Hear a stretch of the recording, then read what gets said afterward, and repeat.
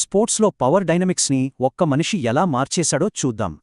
ఈయనే Rich Paul, basketball superstar LeBron జేమ్స్కి agent, అంతేకాదు బెస్ట్ ఫ్రెండ్ కూడా. ఇంతకీ ఈ స్థాయికి ఎలా వచ్చాడు? అతని జర్నీ క్లీవ్లాండ్లో మొదలైంది. అక్కడ పాత స్పోర్ట్స్ జెర్సీలు అమ్ముకునేవాడు.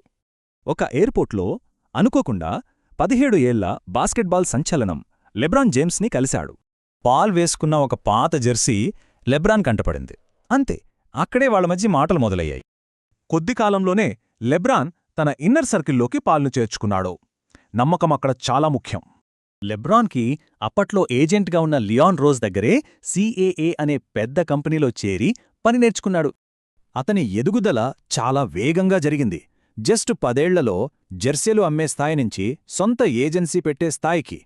ఇక లెబ్రాన్ సపోర్ట్ ఉండటంతో క్లచ్ వెంటనే ఏజెన్సీ వరల్డ్లో ఒక పెద్ద ఫోర్స్గా మారింది. పాల్కి కేవలం ప్లేయర్స్ని రిప్రజెంట్ చేయడం ఇష్టం లేదు, వాళ్ళని ఎంపవర్ చెయ్యాలనుకున్నాడు. అంటే ఏంటి? అతని ఫిలాసఫీ సింపుల్: పవర్ మొత్తం అథ్లెట్ల చేతుల్లోనే పెట్టాలి, అంతే. ఈ కొత్త పద్ధతి NBAలో ఉన్న పాత ఏజెంట్ సిస్టమ్ని డైరెక్ట్గా ఢీకొట్టింది. క్లచ్ మెథడ్ అంటే నమ్మకం, ఇంకా క్లయింట్ల కోసం ఎలాంటి పాత రూల్స్నైనా బ్రేక్ చేయడం. అతని స్టైల్ చాలా వివాదాస్పదమైంది, కానీ తన క్లయింట్స్కి మాత్రం అద్భుతమైన రిజల్ట్స్ ఇచ్చింది.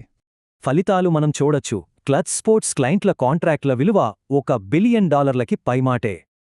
ప్రస్తుతం లీగ్లోని టాప్ స్టార్స్తో పాటు 25 మంది NBA ప్లేయర్స్కి క్లచ్ ఏజెన్సీనే చూసుకుంటోంది. రిచ్ పాల్ ప్రభావం కేవలం కాంట్రాక్టులకే పరిమితం కాదు, అతను మొత్తం ఆట స్వరూపాన్నే మార్చేశాడు. రిచ్ పాల్ ఎదుగుదల స్పోర్ట్స్ భవిష్యత్తుపై ఒక పెద్ద ప్రశ్నను లేవనెత్తుతోంది. ఏమంటారు?